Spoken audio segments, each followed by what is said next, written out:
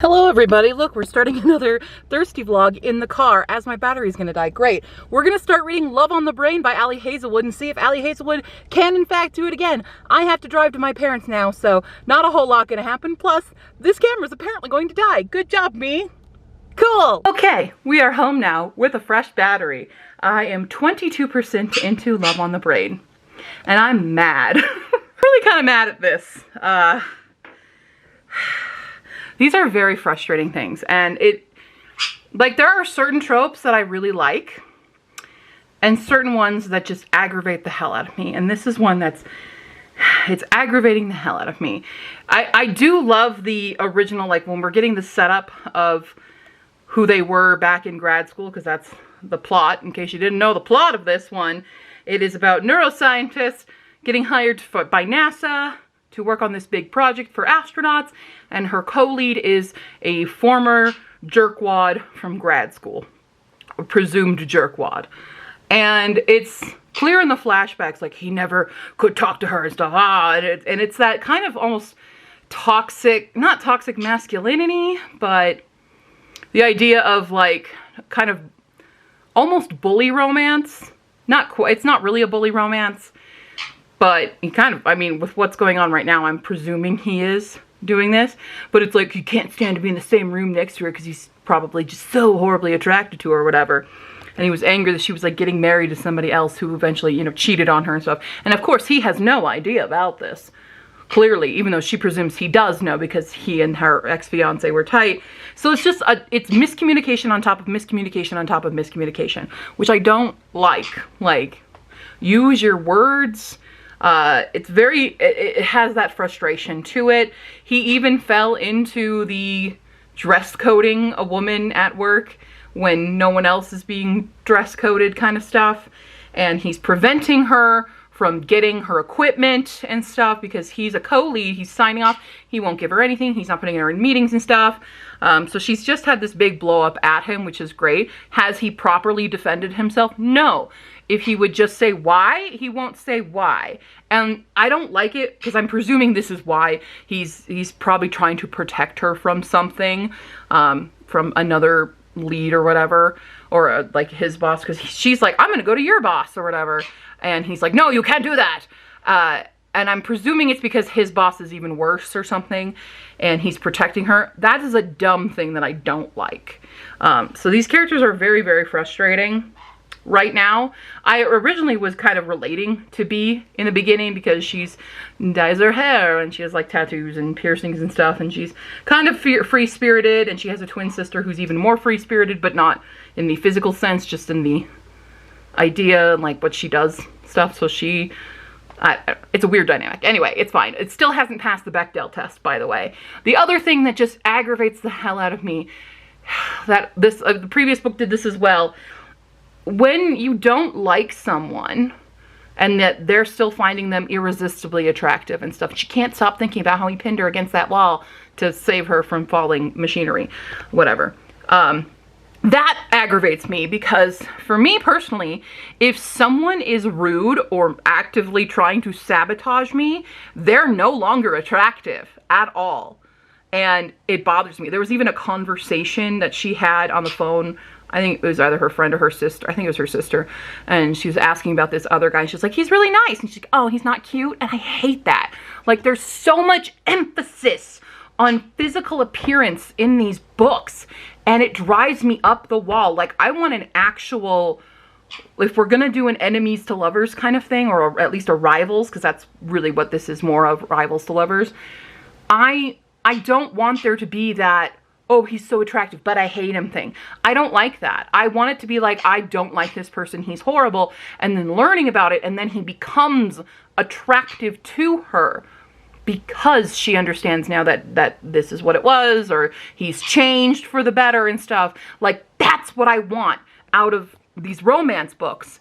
And because it just drives me insane that this is how so many of them fall in. And I definitely think that this is another lovely Raylo fanfiction. It's definitely still reading that dynamic of being a Raylo fanfiction. So yeah, I'm just really frustrated at this point because of it.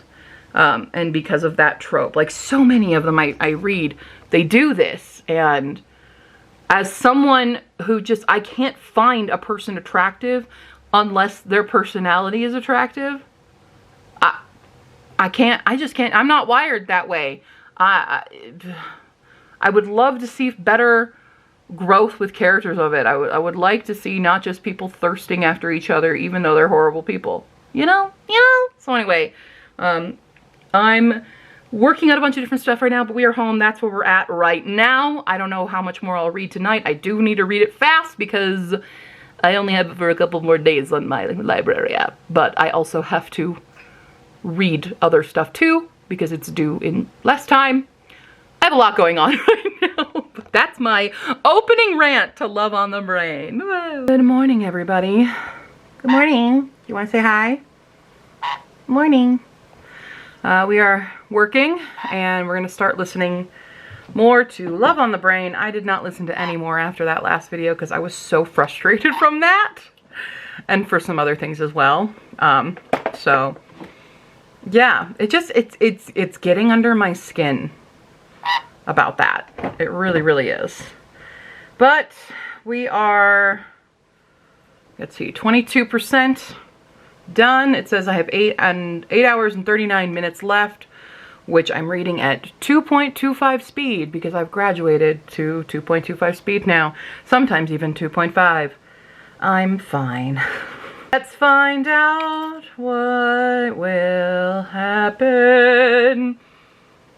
Yeah, that's about it. So I'm gonna do some work and continue listening. I will check in when I check in.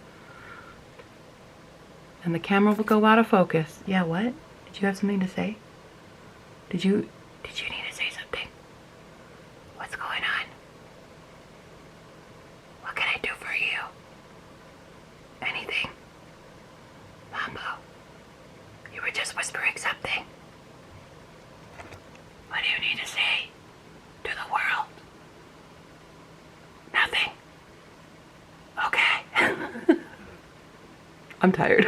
Alright, I am now 40% done with Love on the Brain, and it's still frustrating as hell because Levi could clear up so much stuff very easily. All he has to do is use his words. That's it. And that's very frustrating. So it's like, it's not even really miscommunication anymore.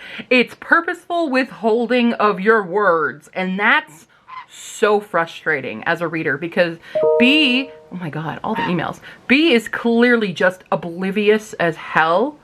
And she's just very frustrating as a character now. Like, I was relating to her at first and now I'm like, girl, shut the hell up. Like, I don't think she realizes, like, how rude she actually is all the time. Like, she keeps bringing up that he hates her when he visibly is like, no. But he doesn't elaborate. He doesn't explain. So they're both so frustrating as characters. And again, she can't stop thinking about his body and stuff. And I'm like, can we not, you know? So this book is just rife with non-communication. It's not even miscommunication anymore. It's non-communication. Refusal to communicate. And that's so frustrating. Like, we could have this so cleared up so fast. So fast. But it's like, it's dragging it out just for this purpose. To make it so that their great, you know, confession is, you know, later in the book. So this book, it has lost a lot of substance because this is its only means of keeping them apart. So I'm definitely enjoying this book less. It's not even about like the smut factor, which is normally what this series is about. It's failing my challenge just because it's not done well. It's just not, the characters are just so stupid. They're so dumb. And it's driving me mad. So, anyway, we're going to take a small break from listening for a bit. Because I'm in a mood. And we're just going to take a pause. And then we'll come back to it. Okay? Cool. And we have like an hour before the eclipse starts happening. Not that I'm going to be in any part of totality. But we'll have some partial. So, I might see something. I don't know. I should get like my strainer out, because you can put a strainer up to the light and then it'll reflect the pinholes, so you don't have to actually, you know, use the glasses. I don't have the glasses. But I can see a little bit of the partial. Little tiny bit of a partial eclipse would be cool, you know? I don't know why I'm talking like this. Okay, I'm gonna go now, bye. We have now reached the halfway point in the book, and we still haven't had a goddamn conversation about the past. Or, I mean, I think we're about to get to it, because they've been assigned to go to this convention thing, and her ex-fiance and ex-best friend, because they cheated with each other on her, her fiance cheated on her with her best friend, okay?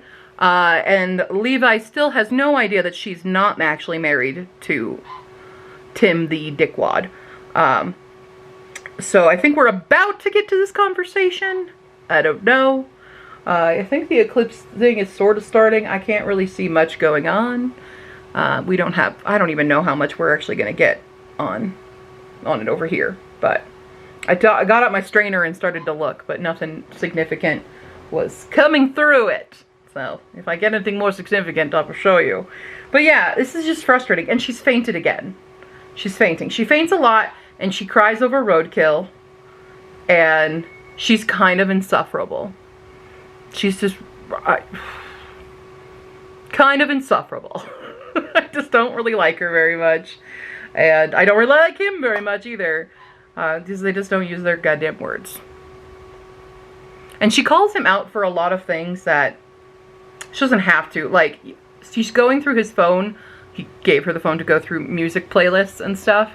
And she's like, oh, you don't have any female authors, or not authors, female musicians on here. And I'm like, I get that, yeah, she is very feminist and stuff, but, like, you can't really base that off of, like, the insinuations that she's done. Like, she's coming off as one of the, like, angry, rabid feminists that judges everyone and is very black and white about their opinions. And he even admits, like, okay, I get, yeah, no, I probably don't have any female artists because this is what I was like as a kid, and I haven't really changed my music taste since then. You know, that's fair, okay? And just the way that she goes about arguing with him is always about that, and there's just no nuance to her arguing. Which, like, yeah, you can call someone out for, like, oh, hey, you know, notice this about you, but the way she's going about it is very hostile and it's not helpful. Like, it's, yeah, he's accepting it because he's our main male love interest, and he's gonna have no flaws whatsoever, because that's how this works in these romance novels, I find. Because right now his only flaw is he can't use his words. And she's just coming off very, very brash and hostile about her opinions, which I know in the past I have also been, okay? I didn't say I didn't relate to be. I definitely can understand, and I've been this person before, but I've grown. I hope I've grown, at least. But it just is, it's coming off very, very, very black and white with her opinions. Hopefully this is part of her character arc. I'm not saying she can't grow. I'm hoping she grows from it, but I think that's something a lot of people in general need to do, is when it comes to certain topics like this, like gender discrimination and stuff, there needs to be more nuance. Like, you can't just be black and white. Some things, yes, are black and white, but she's treating every single thing on here like it is a black and white gender discrimination thing, when it's not really the case. So, if that makes sense, I'm hoping I'm explaining this well. Like, yes, some things are black and white that are very blatantly discrimination. Other things are not. And there's no room for, like, when you come off very hostile like that, you're not really allowing that person the opportunity to understand. You're only giving them the opportunity to defend, right? And to double down. It doesn't leave any open conversation, any open communication, which these two severely lack, to analyze. It's to self-reflect and go, oh, you know, I didn't realize about that about myself. That's something I should probably work on. There's none of that. That's what's needed when having more charged conversations like this. So anyway, that's my one opinion.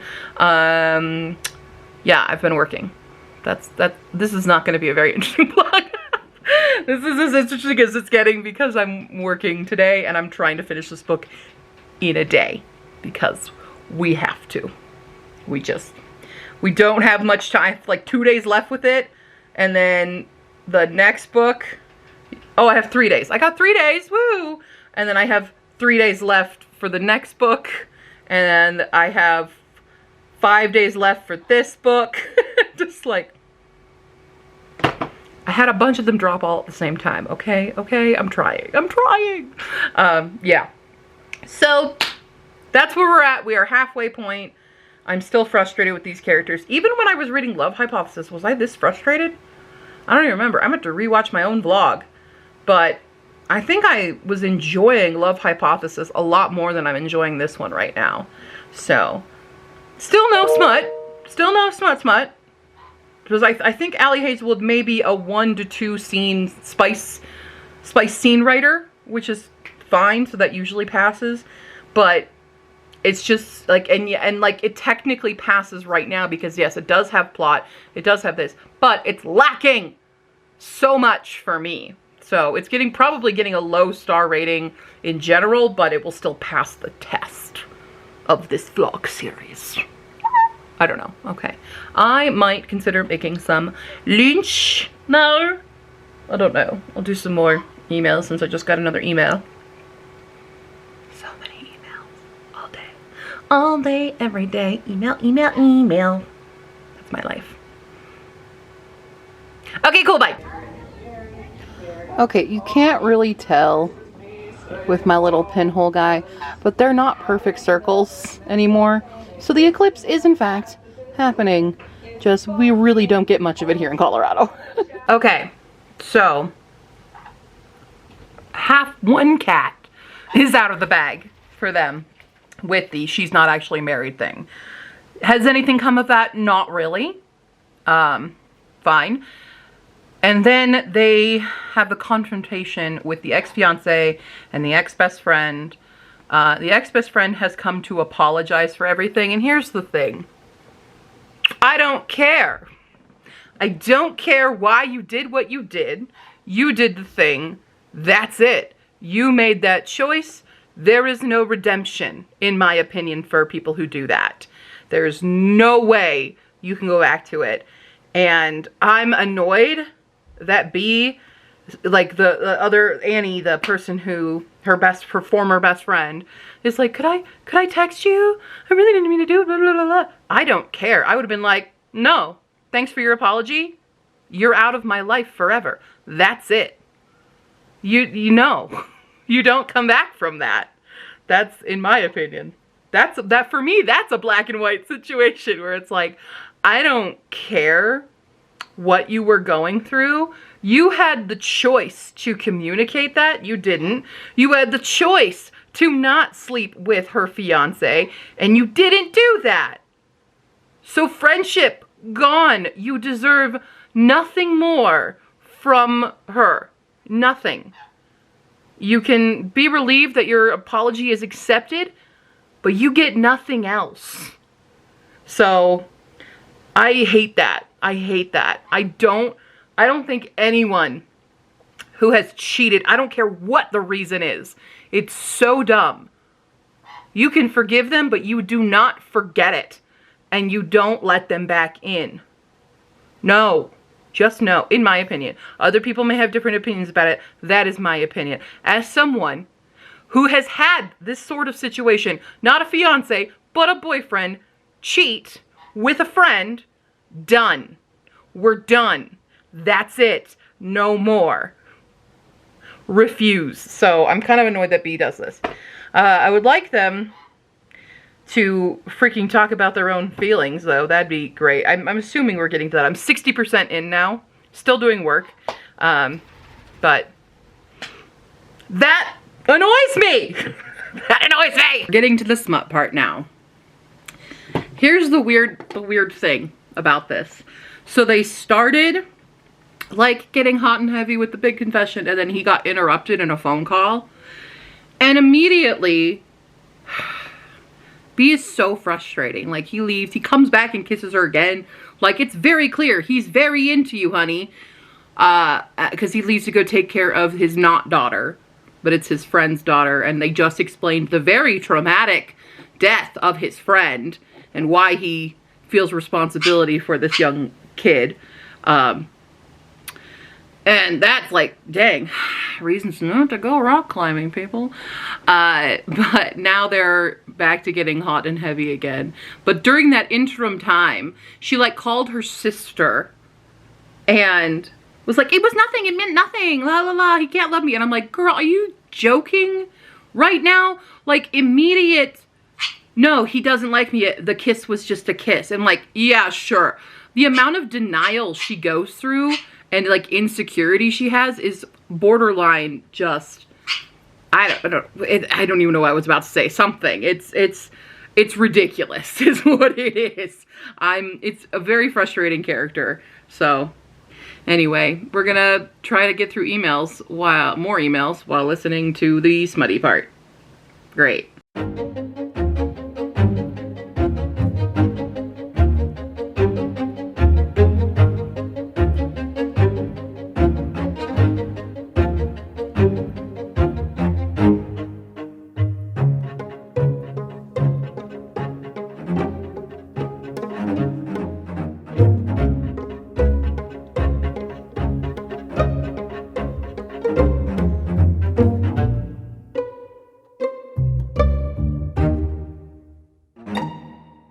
Okay, so it's over. That was painful. Like, girl, are you okay?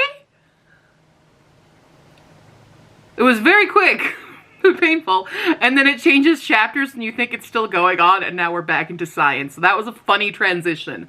I will give Allie Hazel with that. That was a funny transition, but that spice scene seemed, ow. Just ow. Ew. Ew. Ew. Why? Why was that necessary? I'm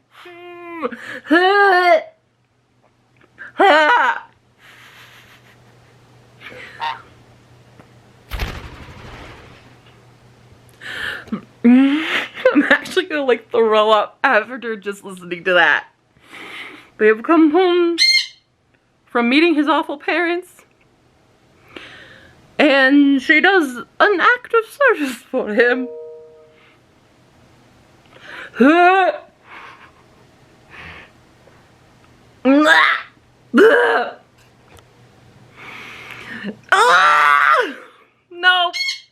No. No. And with 10 minutes of my shift to go, we have finished Love on the Brain. Come over here, you dumb book. This book is now complete. Here's one thing though. This cover is misleading because when I look at this cover, it makes me think that she's love obsessed and he's not, and it's the opposite here. So this is a misleading cover. I have to criticize that. Like, she's not, like, she looks like she's trying to kiss him. She never really goes in for it until very, very later. Yeah. Now granted, the carrying her bit, that happens a lot because she doesn't stop fainting all the time. It got better once they started freaking communicating. They still didn't really do that. There was a much more intense climax to this than in Love Hypothesis. There was actually like, oh, lives are on the line. I almost said lives. Lives are on the line. So that was interesting. I think what this book did better than Love Hypothesis was making this sort of, not thwart, but kind of, like the guy who has a crush on her in the beginning of this, and they're like, dude, she's married, and she doesn't correct them or anything, you know, being the culprit, sorry, spoilers, that twist of him being the reason things were going down and were going wrong and he was sabotaging them and stuff, that was actually well played, because I honestly thought it was someone else doing this. And I had a few other theories, but they weren't him. So I think that did better, whereas in Love Hypothesis, I knew that thwart was gonna be bad. So that was a better job of that. I still am like, these characters are very frustrating, and I don't like that. I don't think this is necessarily Kylo Ren and or Reylo fan fiction anymore, just based on the characters themselves. I definitely think Love Hypothesis is the Reylo thingamajig, but this is definitely the he's always been in love with her and she's oblivious as hell, which sometimes can be fun, but it was more aggravating than anything for me in this one. So yeah, I think this will land probably I'm gonna give it a 3 right now. I might mull on it and change that. It's definitely not 4. I definitely enjoyed Love Hypothesis more. It does pass the test. There is plot, there is character growth. The smutty scenes, not all of them were necessary, especially one that was we could have easily closed the door on that. Just saying. Oh god, even thinking about it, I want to throw up again. I don't often have a book make me actually do that, but that moment did. That just grossed me out big time. So yeah, there were certain things I liked, certain things I didn't, so right now it's sitting at a 3. I did like that we had more queer rep in this than we did in Love Hypothesis. Wait, no, there's a huge plot gap here. Where did the cat come from? This cat, there's this mysterious cat running around NASA. Where is this cat from? Whose is it? They adopt it in the end. But how did a cat get into secure labs in NASA? I want an explanation for that. Is that a normal thing? Does that happen, NASA? I know. What? Does that happen? Huh? So there's the unanswered plot hole. Allie Hazelwood, answer me that. Because I legit thought he was messing with her and that it was his cat. But it's not. So, I don't know, Mambo. I don't know where the cat came from. Or who it belongs to. Is it a stray? Did it sneak its way into NASA? How come nobody noticed this except her? Like, what? What? Anyway. So, that's my thoughts on it. I think this is a true, like, sophomore book. I don't know. It's her sophomore and adult. I don't know if Allie, if Love Hypothesis was her debut or not. Or if she's written other stuff. I don't actually know that information off the top of my head, but for a sophomore book, it definitely has that syndrome. I don't know. Is Love theoretically better? Because that's the third one. They're not series. They're all their own thing. But is for anyone in the comments who knows, is Love theoretically better? I don't know. There's certainly a lot of these. She keeps pumping them out. So, I don't know, maybe third time's a charm with Allie Hazelwood? I don't know. So, cool. Well, that's another episode of Is This Book Good? Or Are Y'all Just Thirsty? And this is not, I wouldn't say y'all are thirsty on this. But I also wouldn't say this book is good. I would say it's meh. It's meh, and it's a little thirsty. I'm sorry, we can have differing opinions on this, Mambo, but meh. All right, I'm gonna finish up my work day and all that jazz. Bye.